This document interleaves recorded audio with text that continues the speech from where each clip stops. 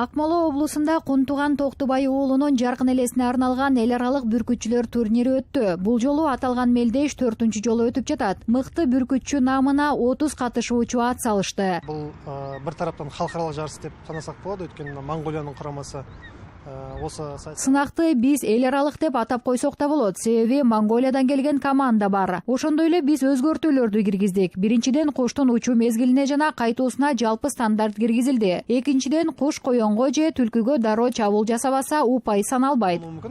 Сол кезде жанагы бирден конбаса упай азыраак берилет деген сыяктуу. Мелдештин алгачкы күнү бүркүттү, карчыганы, ителгини колго чакыруу жана бүркүттү эркин учуруу, таптоо жарыштары өттү. Финалга өткөн 10 катышуучу бүркүттү коёнго салышты. Жамбыл облусунун намысын коргоп келген 19 жаштагы Бактаулет Бабажан бүркүт салуу боюнча каршылаштарына мүмкүнчүлүк бербей 3 жыл катары менен жеңишти өз куржунуна салып келет.